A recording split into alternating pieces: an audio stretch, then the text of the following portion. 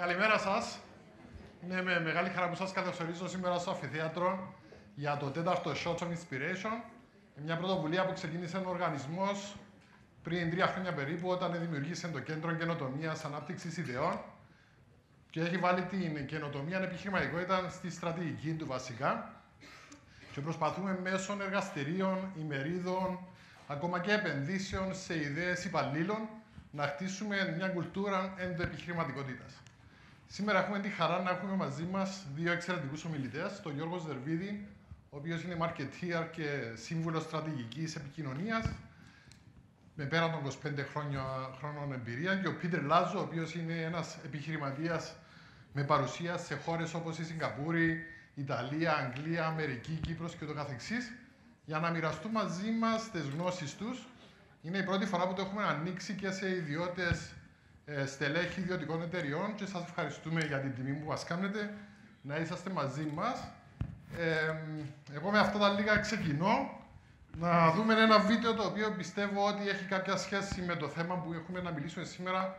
Ο Γιώργος θα μας μιλήσει για το personal branding και ο Πίτερ θα μας μιλήσει πώς μπορούν οι οργανισμοί ή ακόμα και μικρές εταιρείες να χτίσουν μια κουλτούρα επιχειρηματικότητας και να προάξουν την καινοτομία με στόχο πάντα να περνούν καλά οι υπαλλήλοι τους, αλλά και να δημιουργήσουν νέες πηγές εναλλακτικών εσόδων. Να δούμε το βίντεο και προχωρούμε. 有人叫我最帅大爷，也有人说我一夜爆红。可是你知道吗？为了这一天，我足足准备了60年。24岁，我当话剧演员；44岁开始学英语；49岁创造了造型哑剧，到北京成了一名老北漂，没房没车。 一切从头开始。50岁，我进了健身房，开始健身。57岁，我再次走上了舞台，创造了世界唯一的艺术形式，它叫活雕塑。70岁，我开始有意识地练腹肌。79岁，我走上了 T 台。 今年80岁，还有梦，还有追求。相信我，人的潜能是可以挖掘的。当你说太晚了的时候，你一定要谨慎，它可能是你退却的借口。没有谁能阻止你成功，除了你自己。该劝自己的时候，千万不要对自己失望。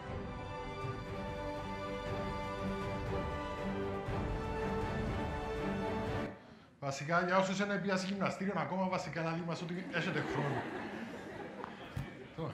Βασικά, τι μας συμβαίνει ότι για να χτίσεις ένα brand, ακόμα και ο personal brand, θέλει χρόνια, θέλει πολλή προσπάθεια, θέλει σταθερότητα, θέλει συνέχεια να επιδιώκεις να γίνεις καλύτερος. Με αυτά τα λίγα, καλωσορίζω τον Γιώργο τον Ζερβίδη να μας πει περισσότερο.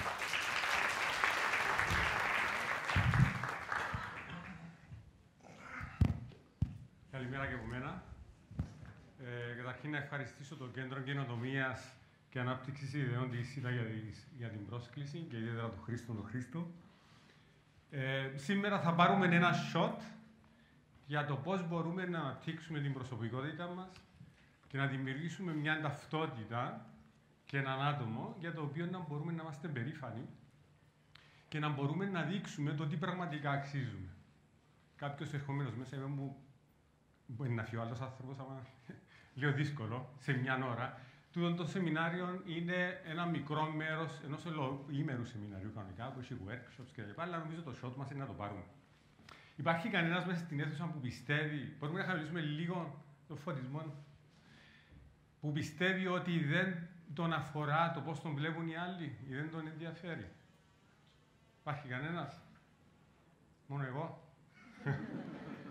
Λοιπόν, όλοι μας μοιαζόμαστε για το πώς μας βλέπουν οι άλλοι. Είναι αναπόφευκτο και καλά κάνουμε. Διότι καθημερινά πουλούμε, συσσαγωγικά βέβαια, τον εαυτό μας σε διάφορα target groups, όπως λέμε εμείς marketeers. Πάμε να δούμε καταρχήν το TST brand. Σύμφωνα με τον Φίλιπ Κότλερ, τον πατέρα του σύγχρονου marketing. Ένα brand είναι ένα όνομα, είναι μια προσωπικότητα, ένα σύμβολο, ένα σήμα που μπορεί να έχει ένα προϊόν έτσι ώστε να ξεχωρίζει από τον ανταγωνισμό. Και προσέξτε τις πιο κάτω λέξεις. Σύμβολο, σήμα, ταυτότητα, θα έβαζα εγώ DNA, θα έβαζα packaging, οτιδήποτε δηλαδή είναι και ένας άνθρωπος. Άρα, δεδομένον ένα, οι άνθρωποι εμείς είμαστε μάρκες. Φαντάζομαι μπορεί να το ακούσετε, είσαι μεγάλη φίρμα εσύ. Δεν τούτο που εννοώ. Είμαστε μάρκα. Δεδομένο δεύτερο είναι ότι ζούμε σε έναν κόσμο στον οποίο δύσκολα ξεχωρίζει κάποιος. Αναπόφευκτα μπήκαμε σε καλούπια. Μπαίνουμε βέβαια από την πρώτη μέρα που γεννιόμαστε σε καλούπια. Δεν το που συζητήσαμε με τον Χρήστο για τις επιλογές πριν λίγο. Δεν θα πω να το συζητήσουμε ακριβώς. Αλλά μπαίνουμε σε καλούπια. Αντινούμαστε λίγο πολλά με τον ίδιο τρόπο, συμπεριφερόμαστε με τον ίδιο τρόπο, κάνουμε τα ίδια αστεία, ακολουθούμε τους ίδιους κανόνες, έχουμε τα ίδια ταμπού, τα ίδια στερεότυπα και πολύ δύσκολα μπορεί να ξεχωρίσει κάποιος. Και το να ξεχωρίσει κάποιος με οποιοδήποτε τρόπο δεν είναι το πιο εύκολο πράγμα βέβαια, και στο εξωτερικό, αλλά και στην Κύπρο, μας στην κοινωνία μια πιο μικρή, λίγο πιο συντηρητική. Άμα κάποιος είναι λίγο ξεχωριστός, μπορεί να το δούμε με το μισό μάτι. Ότι μπορεί να θέλει να δείξει κάτι, ή τούτος είναι περίεργος, τούτος είναι παράξενος, δεν που θέλει να αποδείξει τώρα. Αλλά χάρη σε κόσμο ο οποίος ήταν λίγο τρελός, και ακόμα όσο πιο τρελός, ακόμα το καλύτερο να είσαι διαφορετικός, η κοινωνία γενικά και ο κόσμος χρωστά πάρα πολλά πράγματα. Πάμε να δούμε μια διαφήμιση που κυκλοφόρησε το 1981, που ήταν η εισαγωγή της Apple στην αγορά, που παρόλο που είμαι διαφημιστής 38 χρόνια, λέμε τώρα, κάθε φορά που την βλέπω μου σηκώνεται τρίχα. Here's to the crazy ones, the misfits, the rebels, the troublemakers, the round pegs in the square holes, the ones who see things differently. They're not fond of rules, and they have no respect for the status quo. You can quote them, disagree with them, glorify or vilify them. About the only thing you can't do is ignore them, because they change things. They push the human race forward. While some may see them as the crazy ones, we see genius. Because the people who are crazy enough to think they can change the world are the ones who do.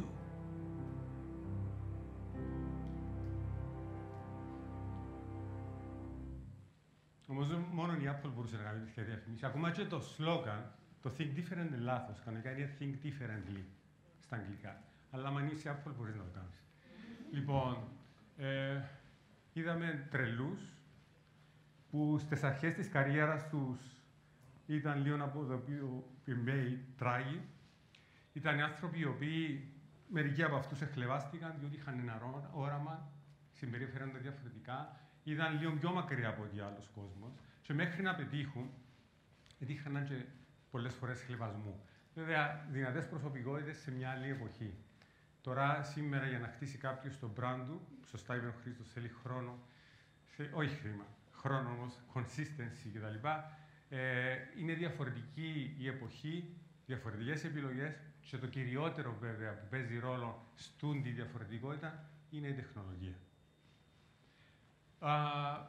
Δεν ξέρω πώς διαβάσετε το Funky Business στο βιβλίο, όσοι δεν το διαβάσετε σας το συστήνω. Οι συγγραφείς λένε ότι, επισημαίνουν ότι ζούμε σε μια υπερπλήρη κοινωνία η οποία έχει πολλές επιχειρήσεις, τις ίδιες επιχειρήσεις, προσλαμβάνουν τον ίδιο κόσμο, με τον ίδιο background, στις ίδιες θέσεις, με τον ίδιο μισθό, για να δημιουργήσουν τα ίδια προϊόντα, με τις ίδιες τιμές, για να το αγοράσει ο ίδιος κόσμος.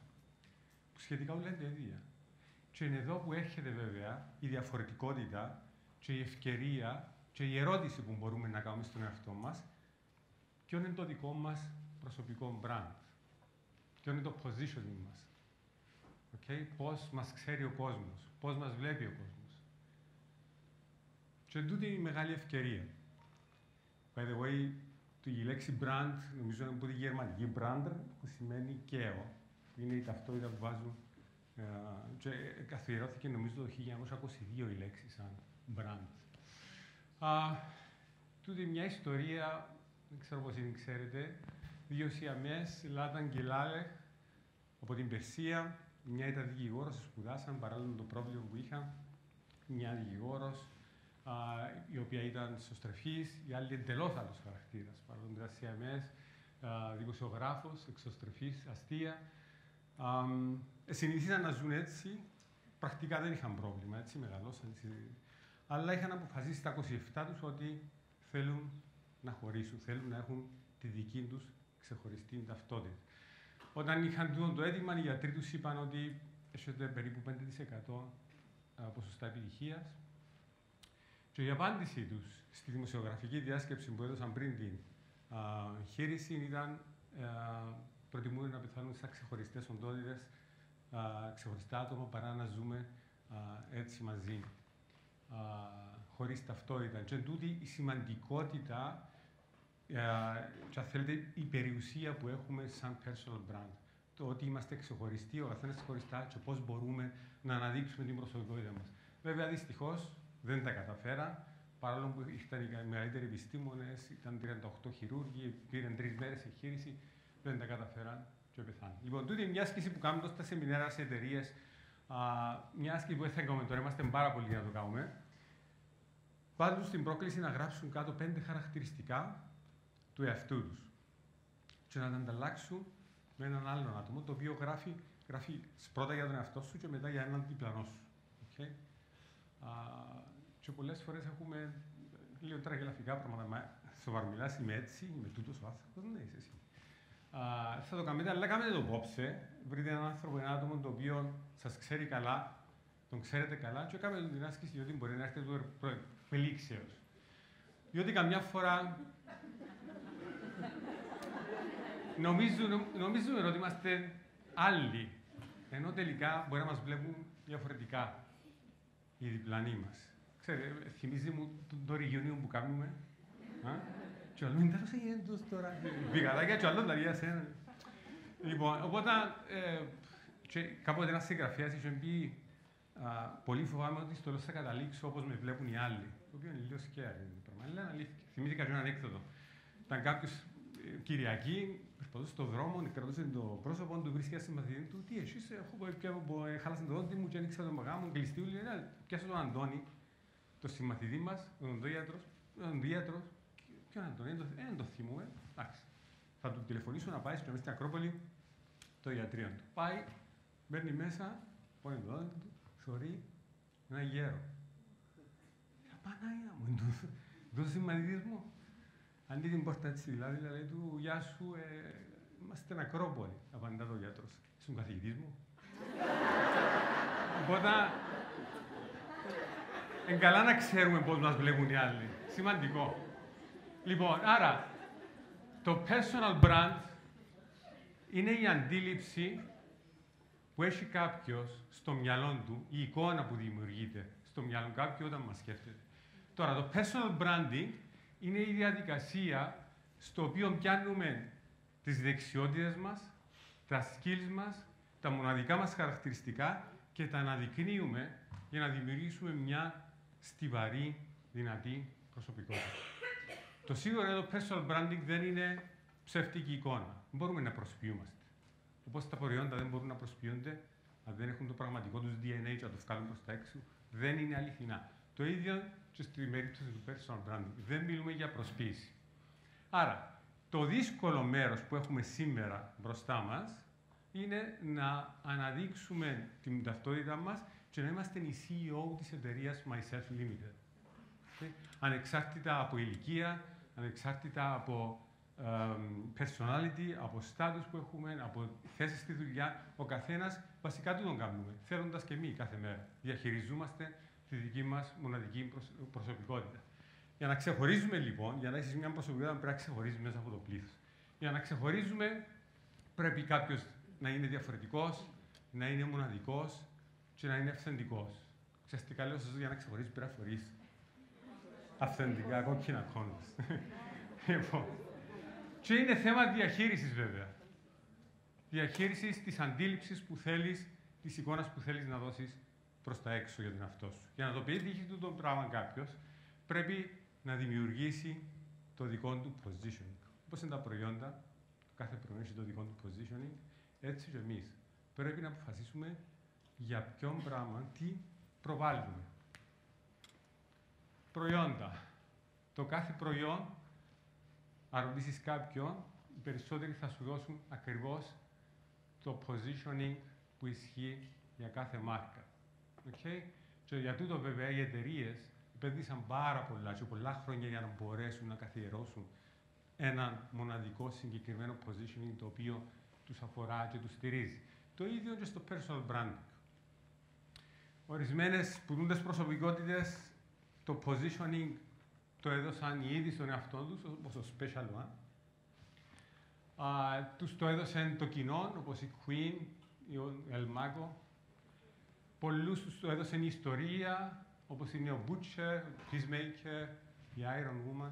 Αλλά το σίγουρο είναι ότι όλοι είχαν ένα positioning στο οποίο για το οποίο ήταν ευρέως γνωστοί. Βέβαια, δεν πρέπει να είσαι πάντα ο καλύτερος για να έχεις την πιο δυνατή μάρκα. Ο David Beckham πριν 15 χρόνια, ενώ δεν ήταν ο καλύτερος ποδοσφαιριστής του κόσμου, ήταν ο πιο ακριβοπληρωμένος ποδοσφαιριστής του κόσμου, με μεγάλη διαφορά. Γιατί? Διότι ήξερε πολύ καλά πώς να διαχειριστεί τη δική του προσωπική μάρκα.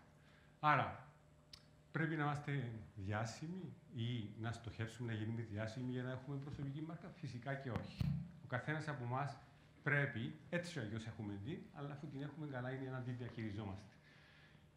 Όλοι χρειαζόμαστε το personal branding, διότι καθημερινά πουλούμε τον εαυτό μας, την οικογένεια μας, στους φίλους μας, στο τέρι μας, στο αφεντικό μας, στα παιδιά μας, θέλοντας και εμείς, και γι' αυτό μας αφορά όλους η εικόνα που έχουμε, πουλούμε τον εαυτό μας.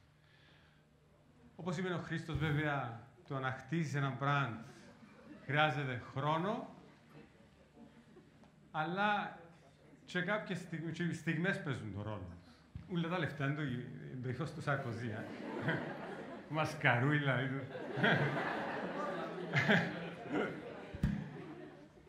Ό,τι κάνουμε, ό,τι δεν κάνουμε, όπως λέει ένας φίλος, ό,τι λέμε, ό,τι δεν λέμε, επικοινωνεί και έχει backfire πάνω στη δική μας την προσωπικότητα, πάνω στη δική μας προσωπική μάρκα. Νίξον. Είσαστε μικροί, πιο μεγάλοι θυμούν. Πρώην πρόεδρος των ΗΠΑ, είχε όνομα να ήταν ψυχρός, ανεύχαραστος και δείχνει το άνθρωπος. Περπατάει να κάνει χειραψία, ούτε θωρεί τον άλλο. Θωρεί τον άλλο. Ένας από τους λιγότερων έξυπνους πρόεδρους της Αμερικής. Είναι στιγμή που τον ενημερώνουν ότι πέσαν οι πύργοι. Αν δείτε σκηνά σε νηπιαγωγείο και μιλούσε σε μωρά, 10 λεπτά επίνε και λάλη του άλλος ότι ξέρεις, έχουμε πρόβλημα. Και δεν καταλάβαινε ο άνθρωπος. Ο πρώην πρόεδρος της Ουρουγουάης, ο πιο φτωχός πρόεδρος του κόσμου, ήθελε να περάσει ένα μήνυμα. Γι' αυτό και άφησε ποτέ το σαραβαλάκι του για μια λιμουζίνα, ενώ θα μπορούσε. Και τούτος θέλει να περάσει ένα μήνυμα. Υπάρχουν δύο στην Αγιάννα από τούτο. Δεν ξέρω αν δεν είναι. Το ένα δικό μου. Εγώ. Αναγνωρίζετε κανένας τον κύριο? Charles Bukowski, ένας από τους αγαπημένους συγγραφείς, θεατρικός συγγραφέας κτλ. Λίγο ταραμένος, αυτό μου αρέσει νομίζω, ο οποίος είχε πει το πράγμα το οποίο είναι σημαντικό. Find what you love and let it kill you. Γι' αυτό και οι πιο ευτυχισμένοι άνθρωποι είναι εκείνοι που κάνουν επάγγελμα εκείνο που τους αρέσει. Για τους υπόλοιπους εμάς, τούτο λέω, βέβαια, λέω το σε φοιτητές μου και σε παιδιά τα οποία είναι αποφασίσαν ακόμα καλά-καλά τι να ακολουθήσουν. Το ότι πρέπει να ακολουθήσουν. Για εμάς που ακολουθήσουμε την καριέρα μας. Βέβαια, ποτέ δεν είναι αργά κάποιος να αλλάξει. Ελπίζω να έχω πρόβλημα με σίδα τώρα. Δεν κουρτίζω κανέναν να κάνει τίποτα.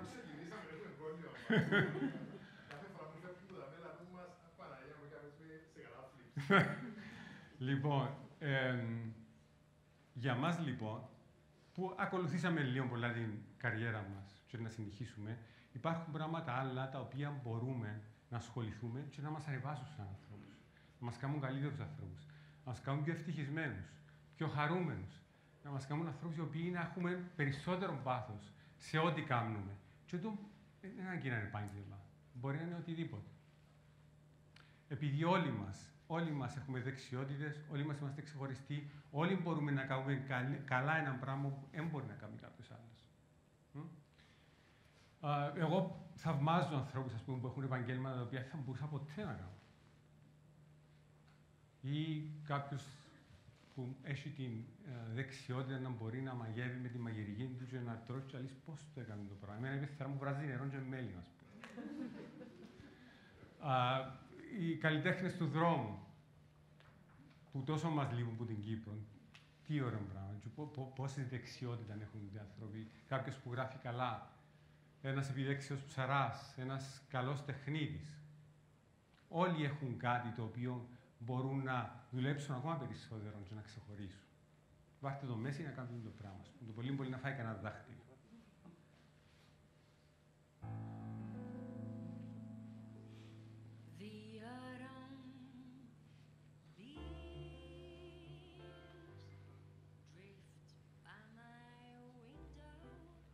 Λίγο πιο δυνατά.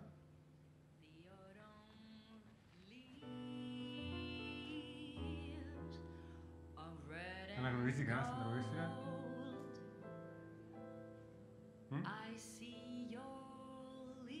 Καλή. Λοιπόν, τούτη η κυρία κάπου στα 40 της αποφάσισε ότι είναι μια καταξιωμένη επαγγελματία στον χώρο της, καμία σχέση με μουσική. Και ήθελε κάτι διαφορετικό. Κάμε λίγο φωνητική, ένα μήνα. Ενθουσιάστηκε η μέντορας της, είπε θέλω να πάμε ηχογράφηση. Μετά από ένα μήνα κάμε την ηχογράφηση. Τούτον το πράγμα που της έδωκε μια άλλη διάσταση στη ζωή της, την έκαμε καλύτερη σε όλους τους τομείς. Διότι ήφερε κάτι το οποίο πραγματικά την εγέμιζε. Έτσι έγινε πιο ήρεμη, ευτυχώς.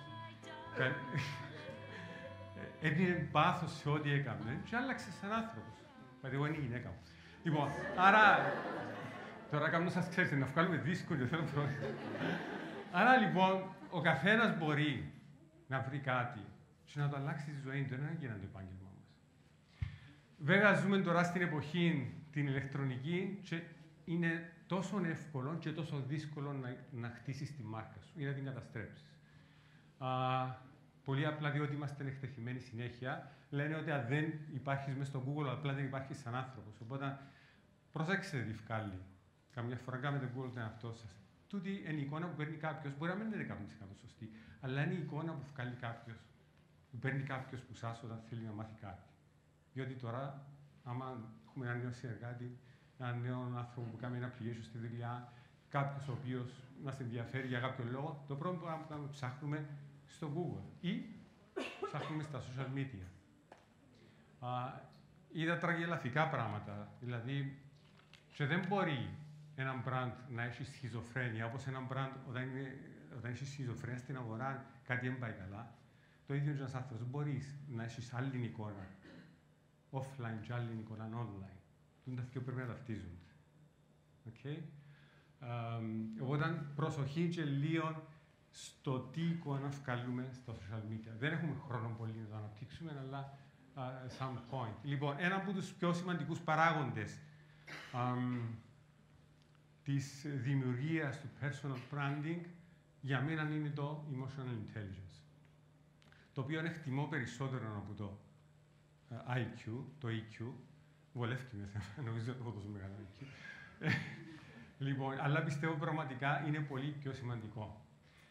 Όλοι ξέρουμε στη ζωή μας άτομα τα οποία είναι ήρεμα, είναι ψύχρεμα, είναι άτομα τα οποία μπορούν να ακούσουν εύκολα κάποιον, να δώσουν συμβουλές, να διαχειριστούν κρίσεις, νούσιμα άτομα, αυτό που λέμε νούσιμος τούτος, να άτομα τα οποία εκτιμούν όλοι και όλοι θα ήθελαν να τα έχουν δίπλα τους. Τούτα είναι τα άτομα τα οποία έχουν ψηλόν EQ. Και το EQ είναι η ευχέρεια να μπορεί κάποιος να ελέγχει τα συναισθήματα του, αλλά και να μπορεί να διαβάζει τα συναισθήματα και να νιώθει τον άλλο δίπλα του για να μπορεί να τον βοηθήσει. Τούτο λοιπόν είναι το EQ σε αντίθεση με το IQ βέβαια, που περισσότερο πάνω σε θέματα μαθηματικών, τεστ, αντίληψης, τα οποία ποτέ δεν πάω καλά εγώ για κάποιο λόγο. Πάντως το EQ λέγεται ότι είναι πολύ πιο σημαντικός δείχτης για την επιτυχία ενός ατόμου, τόσο επαγγελματικά όσο και κοινωνικά, διότι ακριβώς τα άτομα με ψηλό EQ είναι και πιο κοντά στους άλλους, έχουν περισσότερο αντίληψη, συμπάθεια στους άλλους, είναι team players, ενώ ένας άνθρωπος με πολύ ψηλό IQ έτυχε μου και πρόσλαβα άτομα το οποίο ήταν, ξέρετε, σπουδές, πολλά ψηλό IQ και το μόνο που μπορούσε να κάνει ήταν πίσω από ένα γραφείο και να γράφει, το οποίο μας έκανε εμάς. Ο Αμερικάνος, ο καθηγητής ψυχολογίας, ο Ντάνιελ Γκόλτμαν, είχε δώσει ορισμένα χαρακτηριστικά στο πώς καθορίζεις κάποιον που έχει υψηλό EQ. Το πρώτο του δικού μας, αν νομίζετε τον κύριο, ήταν selfie του, αλλά δεν πέτυχε. Σοκράτη, self-awareness, το γνώθεις αυτόν. Για μένα το πιο σημαντικό στοιχείο για κάποιον που έχει υψηλό EQ, το γνώθεις αυτό είναι να μπορείς να είσαι έτοιμος να δεις τα κακά σου, αλλά και τα κακά σου να τα διαγράψεις, να τα κάνεις eliminate και να αυξήσεις τα καλά σου στοιχεία έτσι ώστε να πετύχεις τους στόχους σου. Ο αυτοέλεγχος είναι άτομα τα οποία δεν βιάζονται να μιλήσουν, δεν βιάζονται να ενεργήσουν, όχι να ενεργηθούν. Είναι άτομα τα οποία πολύ προσεκτικά στο πώς χειρίζονται καταστάσεις, είναι ψύχρεμοι, δύσκολα φκαίνουν εκτός ελέγχου, έχουν λιγότερη ζήλια, είναι πιο συμπαθείς και είναι άτομα τα οποία συνήθως καταφέρνουν να διαχειρίζονται δύσκολες καταστάσεις. Είναι άτομα τα οποία έχουν κίνητρα, βάζουν στόχους ψηλούς, δεν βιάζονται να τους πετύχουν, έχουν υπομονή και συνήθως πάντα πετυχαίνουν. Άτομα τα οποία είναι κοντά στους άλλους, μοιάζονται για τους άλλους, μπορούν να διαβάσουν τα συναισθήματα, είναι good listeners, μπορούν να αντιληφθούν τις ανάγκες που έχει ο άλλος δίπλα του και μπορούν να του δώσουν λύσεις και συμβουλές. Και τα social skills, και ένας δικός μας στη λίστα, είναι άτομα τα οποία έχουν το χάρισμα να είναι κοντά στους άλλους κοινωνικά, ανεξάρτητα από πόσο ψηλά είναι σε μια ιεραρχία, είναι κοντά, αντιλαμβάνονται, βοηθούν. Άκουσα ότι ο Στέλιος κάθε πρώτη Παρασκευή του μήνα, νομίζω, κάνει τους σούβλες, τους υπαλλήλους του. Μαθαίνει τους Εγγλέζους να κάνουν σούβλες και τώρα μαζί τους. Και είναι από τους λίγους τέτοιου εμβέλειας επιχειρηματίες που το φανάζουν όλοι με το μικρό τόνο. Είναι τυχαίο. Τα καλά νέα είναι ότι μπορούμε να αναπτύξουμε το IQ μας, έστω και αν υστερούμε λίγο σε όλα τα πράγματα που είδαμε, μπορούμε να τα αναπτύξουμε. Υπάρχουν τρόποι, υπάρχουν οι μεθόδοι, να δούμε ορισμένα tips εδώ. Να μην βιαζόμαστε να ταπελώνουμε κόσμο. Τούτον έχουμε το πάρα πολλά στην Κύπρο. Να μην ακολουθούμε στερεότυπα, να μην βγάζουμε γρήγορα συμπεράσματα, να μπαίνουμε στη θέση του άλλου, να βλέπουμε τα πράγματα από διαφορετικές γωνίες, πριν να βιαστούμε, να βγάλουμε μια άποψη, μια αντίληψη και να ταπελώσουμε κάποιον.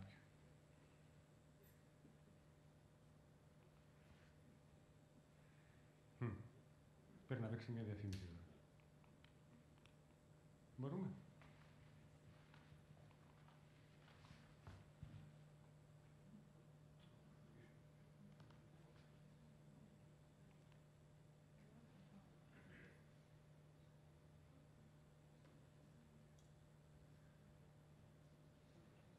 Άλλο συμπέρασμα, δεν μπορούμε να βασιζόμαστε στην τεχνολογία, βέβαια. Anyway, αν έχουμε χρόνο μπορούμε να τη δούμε μετά.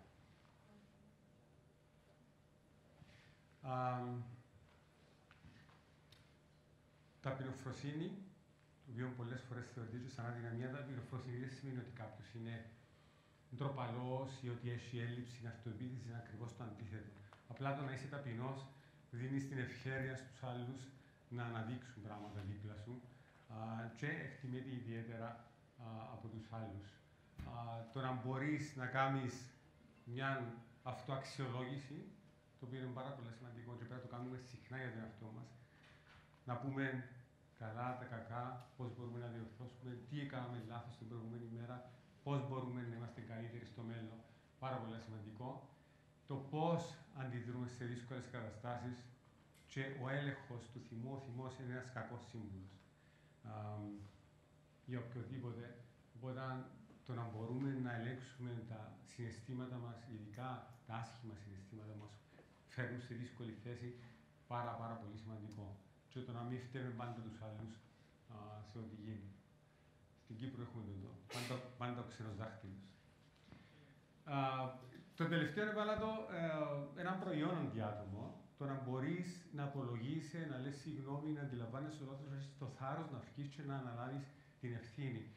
Πριν, μπορεί να έχει 20 χρόνια, είχε ένα πρόβλημα το παιδί. Βρεθήκαν ορισμένα ιχνοστοιχεία πετρελαίου μέσα σε ορισμένες παρτίδες, σε ορισμένες χώρες. Κανένας δεν θα το παίρνει είδηση. Κανένας. Ήταν ανεπαίσθητα τα κοιτάσματα.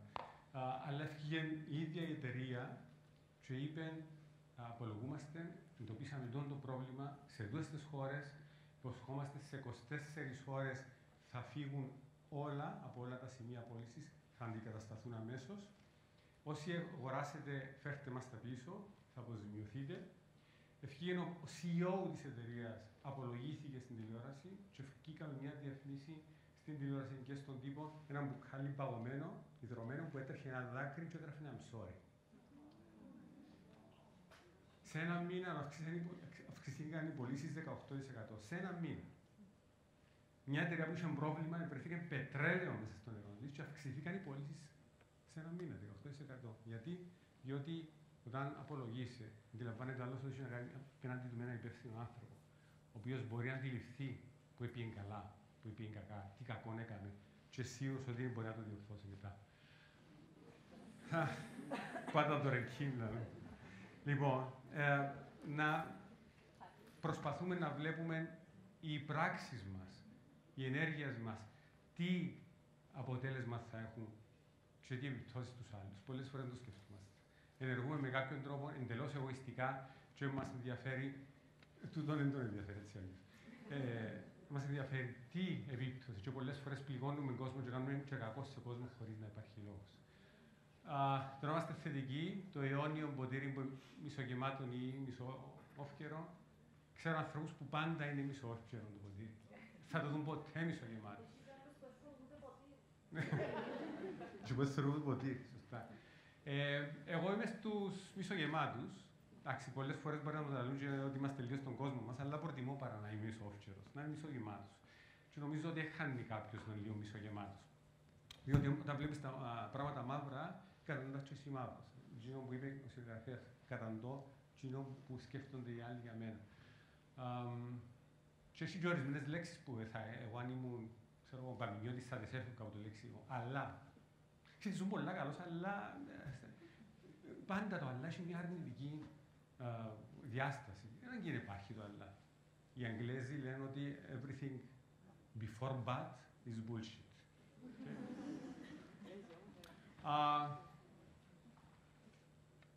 Διογέννηση. Η αυτοπεποίθηση, πάρα πολύ σημαντικό πράγμα. Δεν είπα έξαρση. Λέω αυτοπεποίθηση. Κάποιος να νιώθει σίγουρος για αυτόν του. Okay? Να νιώθει ότι, να ξέρει ότι έχει δίκιο για κάτι να το κάνει, να προχωρά. Πολλές φορές, αν ακούαμε τους άλλους, τίποτε θα γίνεται στον κόσμο. Οι πιο τρελές ιδέες φέραν και τις μεγαλύτερες αλλαγές στον κόσμο. Κάποτε είπαν, καμιά ρητορική ότι ο Γέννης και είπαν ορισμένοι μαθητές του δάσκαλοι, εκείνοι κοροϊδεύουν. Και είπαν τους, ναι, αλλά εγώ δεν κοροϊδεύομαι. Άρα, αν εμείς είμαστε έτοιμοι να ακούσουμε την άποψη των άλλων, την κριτική, την καλόπιστη, ναι. Την κακόπιστη πρέπει να έχουμε το θάρρος και την ευχέρεια να μπορούμε να την απορρίψουμε και να μην την λάβουμε υπόψη. Και τέλος, ό,τι και αν κάνουμε, ό,τι και αν κάνετε, πρέπει να το κάνουμε με ήθος, με πάθος και με έναν λόγο. Okay?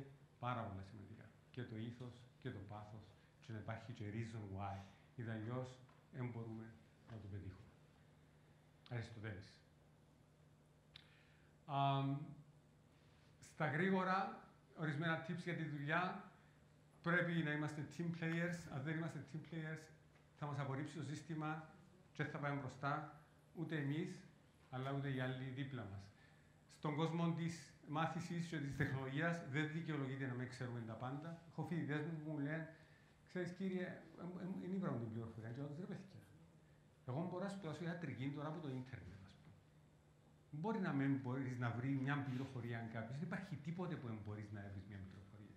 Άρα και εμείς στο επάγγελμα μας πρέπει να είμαστε τόσο καλά ο πλευράς πληροφοριών και μελέτης που δικαιολογούμαστε να μην είμαστε. Η συμπεριφορά μας, γύρω μας γνωρίζουμε ανθρώπους οι οποίοι έχουν και θέσεις μεγάλες κλπ. Αλλά θέλεις να τους φέρεις μπροστά σου. Συμπεριφορά και το respect απέναντι στον άλλον είναι τεράστια σημασία. Personal values, όλοι έχουμε personal values και επειδή θεωρώ ότι ο καθένας τα προσωπικά του personal values είναι καλά να τα φέρνουμε και στη δουλειά μας, να τα φέρνουμε και στο επάγγελμα μας. Παραγωγικότητα, φυσικά, πολύ σημαντική. Επικοινωνία, πόσο καλά επικοινωνούμε. Και εδώ είναι τεράστια τα προβλήματα. Πολλές φορές συνεννοούμαστε, αλλά και καμιά φορά ο τρόπος που προσπαθούμε να συνεννοηθούμε είναι λάθος. Εγώ λέω πολλές φορές στους πελάτες μου, όταν είσαστε θυμωμένοι, μη στέλνετε email. Μη στείλετε email. Δηλαδή, μηνύματα στέλνεις σε κάποιον φίλο σου, παρεξηγήσει, διότι σε ό,τι φάση είναι εκείνος, ενώ θυκευάσει με τον τρόπο. Είμαι νευριασμένος, στέλνει ο άλλος, είσαι καλά. Δεν μπορεί να είμαι καλά, είμαι καλά. Έχετε πρόβλημα, πιένετε, κάτσετε δίπλα και μιλήστε του. Άλλο πράγμα η προσωπική επαφή. Εξηγήστε τι είπε λάθος, εξηγήστε αν θέλετε εξηγήσεις. Μη στέλνετε email. Ενώ όπως τον Γκρίκο, τον αρκετό τον Γκρίκο. Χτίζετε, ας απαντήσει άλλος ποιο θέμα, και έτσι τέλος που μια μικρή λεπτομέρεια μπορεί να έχει και παρεξήγηση. Οι σχέσεις φυσικά με τους συναδέλφους, με τους πελάτες, με τους συνεργάτες μετρούν. Crisis management, πάρα πολύ σημαντικό. Πώς το διαχειριζόμαστε. Πάρτε μια μεγάλη αναπνοή όταν συμβεί κάτι, πίνετε έναν περίπατο και έναν καφέ, όχι καφέ, να σας κάνει πιο νευρικούς, και κάνετε ένα τσάι χαλαρωτικό πράσινο και μετά χειριστείτε την κατάσταση. Δεν έχει τίποτε που διορθώνεται. Τίποτε. Μην πιέσετε σε ένα ποτήρι νερό, έστω και μισογεμάτο. Πολλοί μπορούν να κάνουν ένα πράγμα πάρα πολύ καλά, λίγοι μπορούν να το κάνουν εξαιρετικά, ελάχιστοι μπορούν να το κάνουν μοναδικά όμως. Ό,τι κάνετε στο επάγγελμα σας, στη δουλειά σας, ακόμα στην προσωπική ζωή, βάρτε την προσωπική σας σφραγίδα πάνω. Έτσι χτίζετε ένα σημαντικό personal brand. Και στο τέλος, νομένω ότι είμαστε happy και που δουλεύουμε να είμαστε brand ambassadors, company ambassadors. Okay? Έναν summing up στα γρήγορα. Χρήστο, να έχουμε χρόνο, 5 λεπτά, θα δείξουμε ένα βίντεο.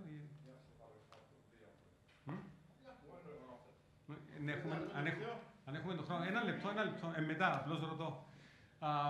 Λοιπόν, summing up. Ανακαλύψτε ποιοι επιτέλους είστε, γιατί μπορεί να μην ξέρουμε, να πάθουμε εγώ στον άλλο, τον γιατρό. Λοιπόν, και πού θέλουμε να πάμε. Και πρέπει τα δυο να τα κάνουμε online. Best qualities, όλοι έχουμε πράγματα τα οποία είμαστε πάρα πολύ καλοί. Πολλές φορές δεν τα αναπτύξαμε, πολλές φορές δεν τους έδωσαμε σημασία. Τα values, define your values, set your positioning offline και online να είναι το ίδιο. Διαφοροποιηθείτε όσο μπορείτε από τους γύρω σας. Define your personal and career objectives. Έχουμε στόχους ή απλά δουλεύουμε και με το μισθό μας τέλος του μήνα και ό,τι γίνει, ως παρακάτω. Ποτέ θα ξεχωρίσετε με τον τρόπο. Να δουλέψουμε το emotional intelligence μας με τους τρόπους που έχουμε μπει. Βρείτε κάτι το οποίο μπορεί να σας ενθουσιάσει, να σας γεμίσει πάθος. Ποτέ δεν είναι αργά, ο άλλος ήταν 80 χρόνων και κάνει το μοντέλο και έκανε πάει in. Αγαπήστε τον εαυτό σας και τους άλλους γύρω, διότι είναι πάρα πολύ σημαντικό να επενδύουμε στην αγάπη. Και δεν το λέω μυρολατρικά το πράγμα, είναι πάρα πολύ σημαντικό. Αν έχουμε πάει 6 λεπτά το βίντεο, θα ήταν καλά να το δούμε. Είναι η πρώτη θέση, πρώτο βραβείο που κέρδισε κάποιος στο... Να το δούμε όμως. I see τον ήχο.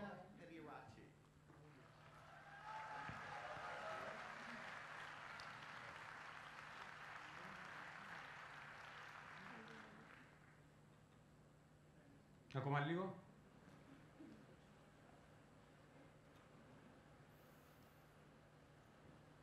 You and I are not very different from this flower. Just like this flower is unique, you are unique. All of us has something special that makes us as beautiful. Do you know what makes you special? Now the answer to that can be a little difficult to find, because sometimes life has a cruel way of picking out your petals, breaking you in two, and throwing you into the trash. And when you're broken, it's very difficult to feel special. Mr. God is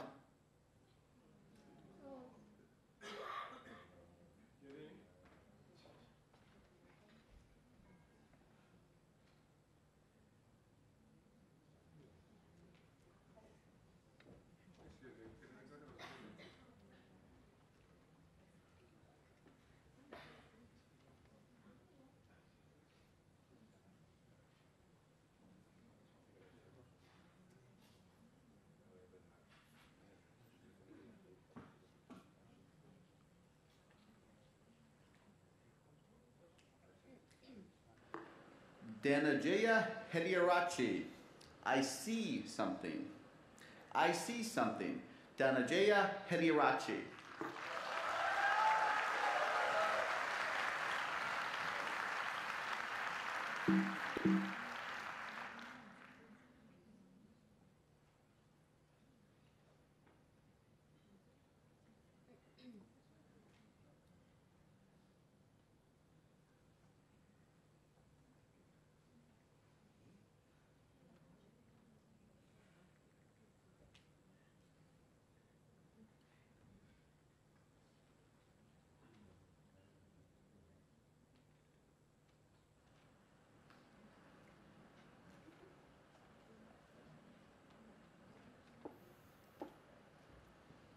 You and I are not very different from this flower.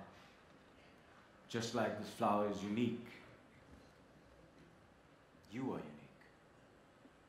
All of us has something special that makes us as beautiful. Do you know what makes you special? Now the answer to that can be a little difficult to find, because sometimes life has a cruel way of picking out your petals,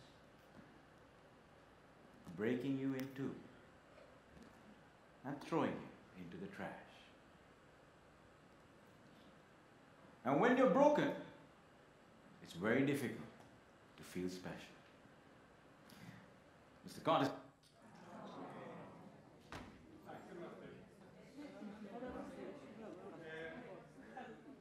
Και δείτε το στο YouTube. Ονομάζεται I see something in you. I see something. Αξίζει να ακούω, πάει 7 λεπτά. Και τελειώνω το τελευταίο slide.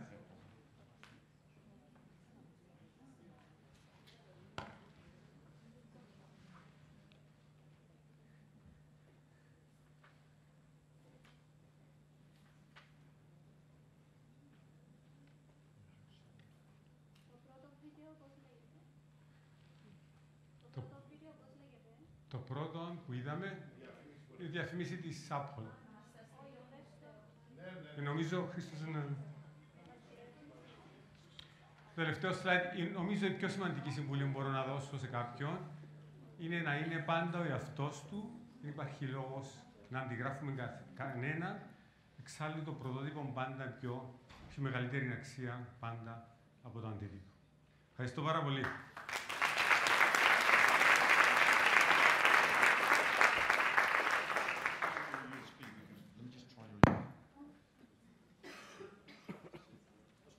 αστείο Peter. Να σας πω τι κράτησα εγώ. Είναι, ρωτήστε πρώτα απ' όλα πώς σας βλέπουν οι άλλοι. Κάνετε ένα Google search να δείτε πώς σας βλέπει Google. Προσέξτε τι λέτε στο Facebook και στα social media. Γεμίστε τα ποτέρια σας για να τα βλέπετε μισογεμάτα. Ζητάτε συγγνώμη. Be confident in yourself. Do it with ethos, pathos and a reason. Αγαπήστε τον εαυτό σας. Και το βίντεο είναι το I see something.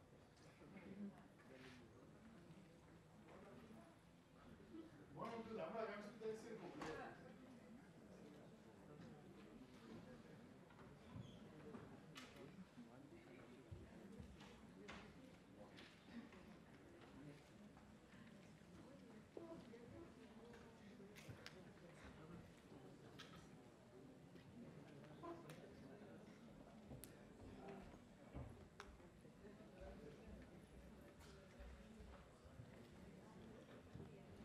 Now the answer. Okay.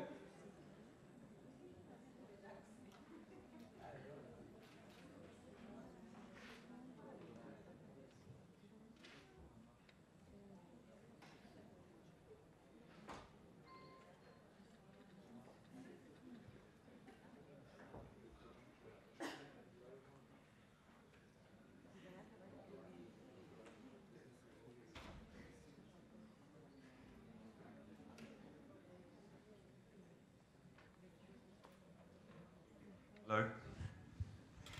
Okay, you've just had. Whoa. A bit too loud. Hold on. Is that better? There we go. You've just had a nice talk in Greek. Now we're going to do it in English. Okay, that's fantastic, George. Thank you so much. Absolutely brilliant. I'm going to talk to you this morning about how to think like an entrepreneur in a large organisation. You're not going to leave here being one, but I'm going to sort of set the scene in the difficulties of trying to be one. And in 2013, I watched an interview with a guy called Jack Cohen. Jack Cohen is the founder of Happy Jack's, which is one of the largest fast food chains in Australia. And what was really interesting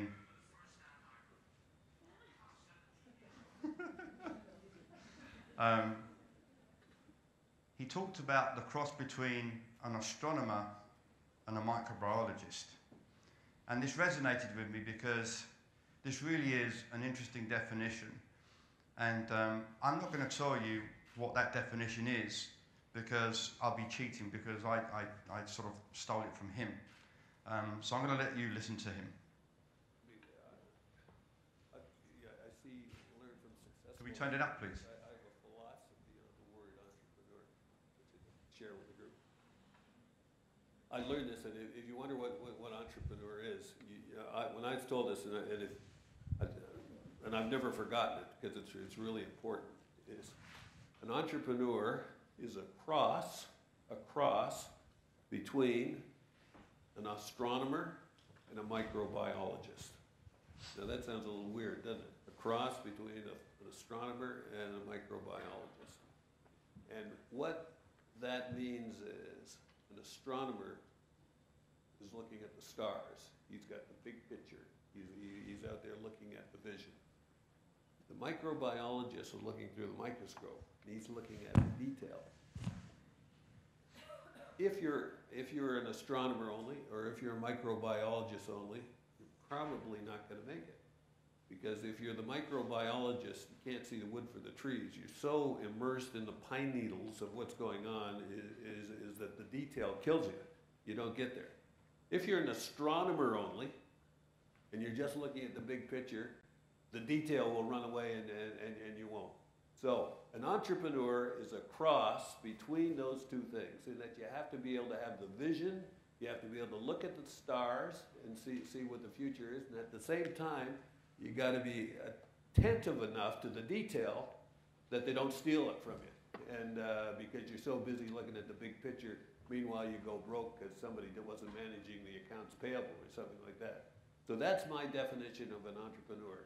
The ability to be able to do both of those things at the same time. I think it's probably one of the best definitions I've ever heard of an entrepreneur, and it's so true. But then we talk about the DNA of an entrepreneur, and this is my personal opinion. People may disagree, but there is no way anyone can just wake up tomorrow morning and say, today I'm going to be an entrepreneur. Okay? It doesn't happen that way. It's in your gene, you're born with it, it comes out. Sometimes it never comes out, sometimes it will come out when you just don't know it's going to come out. And it's something that will happen, and you'll know when it happened to you. So I just want to get that misconception out the way because it's really important. However, what we can do is to help entrepreneurs be good entrepreneurs, be amazing entrepreneurs. And that's a different discussion. So it's important to understand this at the very, very beginning. So when we go back to the title of how do we think like an entrepreneur, that takes a different discussion point. 1% of the world, the people in the world today, have the courage and the ability to take risks. 99% of us are quite content to be happy in a job that we get paid. And, you know, I've come across all the places that I travel of people saying I'm an entrepreneur. I mean, you know, when I first, in 2015, before I sort of set off to come to Cyprus for personal reasons, I looked up the Cyprus Business Network, and 6,800 names appeared, and it was quite interesting. And everyone was like a director, a managing director, a manager, whatever. Now, if you go on it today, everyone is a co-founder, a founder, an entrepreneur. And it's just quite laughable, really, how someone can just change from whatever. But the thing is, you need to remember is that an entrepreneur is a huge risk taker. I put myself in that thing. I've always taken risks, huge risks. It's probably why I'm single, but I have huge risks. Ex-wife didn't like it too much. But the problem with that is that you sort of like define yourself in a different way. And it's an important thing to have that in mind and to bear that in mind, that you can't have the best of both worlds. You can't have the best of both worlds being in a 9-to-5 job, getting paid lots of money, and then you're going to be an entrepreneur on the other hand, right, and saying that you're going to be taking risks, because taking risks means you've got to like abandon the left-hand side and you've got to go with that one. And if it all fails and shit hits the fan, then let it be. Okay, your job is to be able to pick up yourself and start again. So the question then becomes how to think like an entrepreneur but act like an employee. Okay, and again, this is difficult because, you know, it's not about waking up in the morning, having your breakfast, coming to work, clocking in, you know, meeting your co-employees, having a chat, doing your work, and then going home. That's not how you think about being an entrepreneur. Thinking like an entrepreneur means you treat the company as if it's yours. You take responsibility. You need to understand, you know, the financial situation of the company. You need to understand the company's positioning. You need to understand, for example, you know, where the company's heading, its vision, its missions, and be a part of that. And only when you've got that and you're digesting that is when you can begin to think like an entrepreneur. Because we don't need, you can't sit there being in your comfort zone. And again, being an employee, we have, for example, you know, our projects that we have to complete, and if we do things right, we get a bonus sometimes. And if you're a salesperson out there, if you sell, you make commission, whatever. Okay. And there's not really too much risk in that, okay? The risk perhaps maybe if you don't do your job right, you might be fired, you might lose your job. But an entrepreneur is a different thing, okay? It's risk all the time, and you're out there making change all the time. And that's the way your mindset's all about being creative, it's about thinking in a different perspective, but also at the same time, how can I change this? This is how I've always done myself. I always look at ways of how I can improve things in a completely different way, but making an impact that can help people in all areas. And I was saying to George before we started that one of the things I absolutely thrive on is I've learned so much over the years, okay, I really have. It does not make any sense for me to not share it with anyone. So, you know, the youth of today, the only way they're going to learn is by listening and understanding the realities of life, the learning by doing. So for me, what I'd like to do is share that with them all the time, share my experiences, but at the same time let them learn by doing on their own experiences. So sure, we can begin to think like an entrepreneur, but at the same time, okay, we're still an employee, but we can begin to do things differently. So become more emotional, become more passionate in the job that you're in, and don't treat it as a 9 to 5. Okay, think about things today that if you take, you know, the company you work for now with Sida, think about what Sida does today, and think to yourself, how can we improve it? But it's not about just going knocking on, you know, on the CEO's door and saying, hey, I've got an idea. Okay, it's about getting involved to understand how we can make change in the best possible way.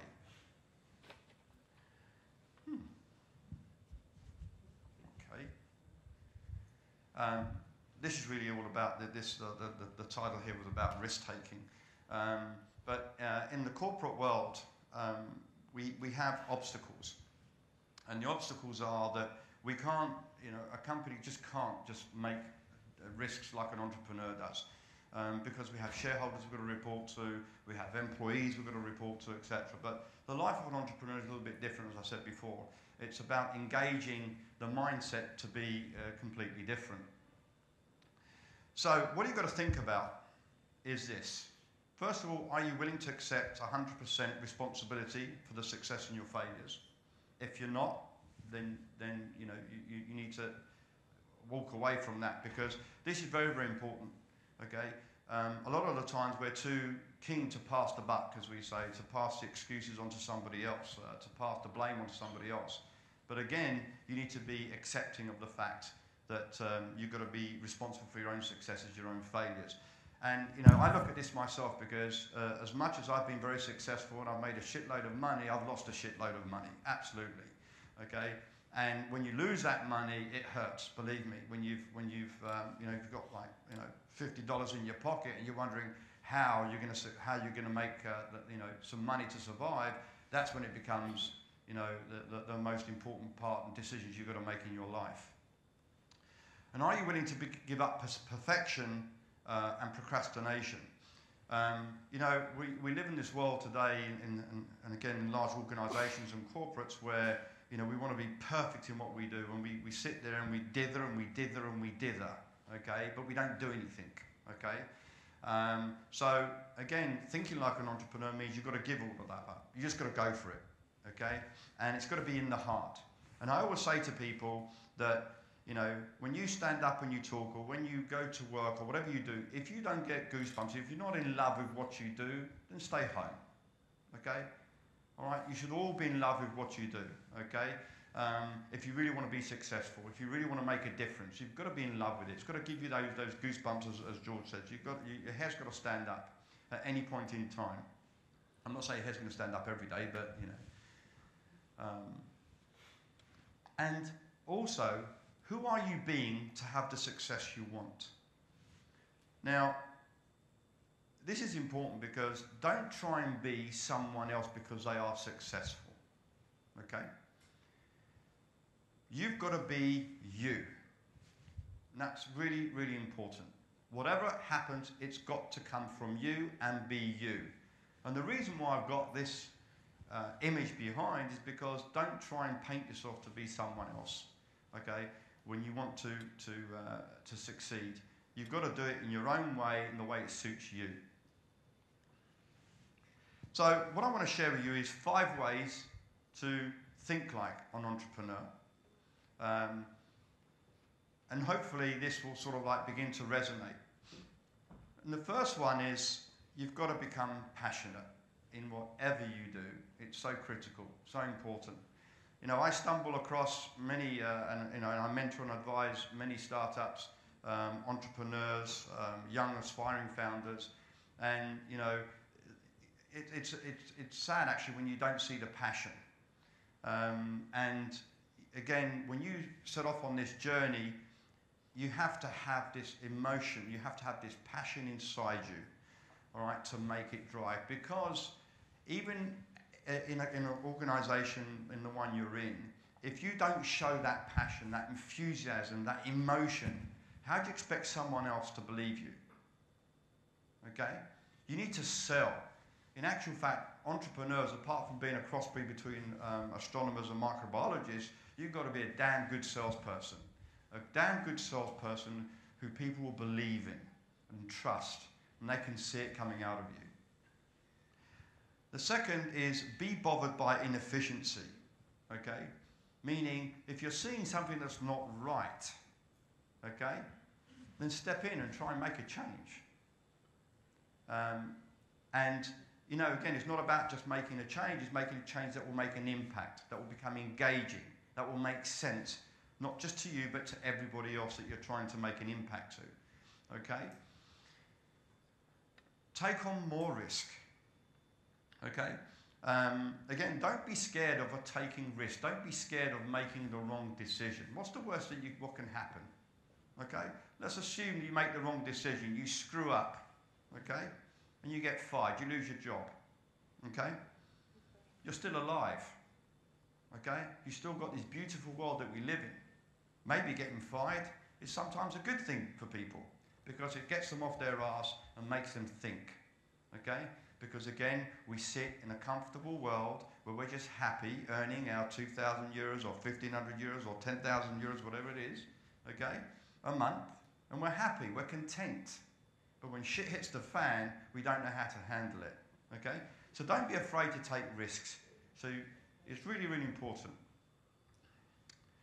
And brainstorm more. It's really important that, you know, as individuals you get together and you work and you share your ideas, you be creative in your ideas. And when I talk about brainstorming, by the way, I'm a big fan. Those who've heard me many times before will know I'm a big fan of post-it notes. I don't have any shares. I should have had shares in the damn company, but I don't have any shares in the company. But I'm just a big fan of post-it notes because you speak to my mum, she'll hate me because, you know, my room's covered and her house is covered with post-it notes because everywhere I think of something, I'll just jot it down. But that's about, you know, how you brainstorm. Is how do you come up, just think about something and jot it down. It really doesn't matter. So it's very important that if you do have ideas, okay, if you do have suggestions, then get together, talk about them, how we can make that change. Because you're not going to do it by yourself. It's physically impossible. And don't limit your dreams. And the reason why you don't limit your dreams is because it doesn't really matter if it sounds stupid. You know, the thing is, think big, really think big, think differently. Because if you start to limit yourself, okay, then that's how your brain's going to be limited to. So, again, by taking all the things that I just spoke about, you know, think about the bigger picture. And then you can zoom in to where you want to start from. And last but not least, you need to trust your own journey, okay? Be confident in the decisions that you make. You know, whether it's in work life or whether it's in personal life. And again, this comes back to, you know, taking risks and having the ability to sit back and understand where you're going in life and where your journey's taking you. And it becomes, again, a really important thing. That word trust is huge because if you show this emotion, you show this passion, this desire to want to make change, to want to be different, to think differently, to be creative, then you'll become believable. And people will see that, and people buy people, okay? Investors buy people.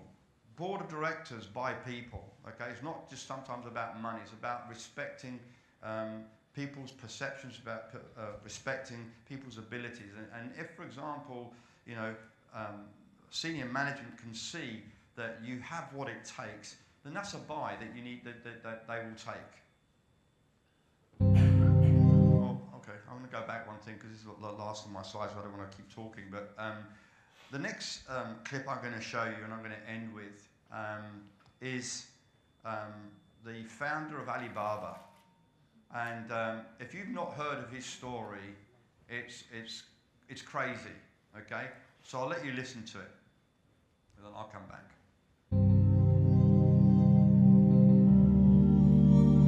I did not have a rich father. tried 3 times for university, all failed. I applied for Harvard for 10 times, all failed. They don't even want to see me. For the last time, I went to the Teachers College, which was considered the 3rd or 4th class of my city. So I applied jobs for 30 times, got rejected. It was so difficult at that time. I was so frustrated because I taught in the university. My pay was $10 a month because I could not find a good job. In 1994, discussed that I'm going to do something called internet. And 23 of them against it. They said, this is a stupid idea. We have never heard about internet. And you know nothing about computer. And I never thought I was smart. Nobody believed that I could be successful. Because everybody said, well, this guy think differently, think crazily. You know, they think about something that never work. I tried to borrow $3,000 from the banks. Took me 3 months, but I still cannot get it. We talked to over 30 or 40 venture capitalists. Everybody said, no, forget it. A lot of people said Alibaba is a terrible model. As I said, I believe it. I think this thing could be big. I never thought it would be that big like today. But I believe that something is waiting for me there. And I have to work hard to prove myself. That was the tough experience. So we gathered $50,000 from 18 founders. We started. For the first 3 years, we did not have even $1 revenue from our business. It was not easy. Why it keeps going ahead, going forward? Because I received lots of email of thanks from the customer. They say, this is such a great thing. We cannot pay you, but this thing helped us. If you keep on helping us, one day you will be successful, and I believe this. Little by little, we build up our business. Little by little, we build up our ecosystem of the infrastructure. And now, after 16 years, we have an Alibaba group, we have a Tmall group, we have a Taobao group, we have an Alipay. And people said, you are so smart. How could you make a company like that? This guy's now, the net worth of Alibaba is 39 billion. So this is a guy who everyone was saying, you know, stupid idea is not going to work, but he was committed. He was committed to his idea, and he made it happen.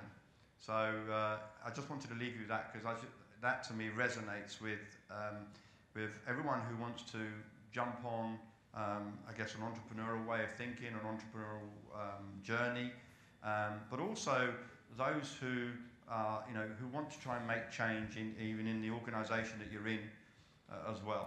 So for that, I hope you've enjoyed the morning. I'll let Christos round up, but thank you very much.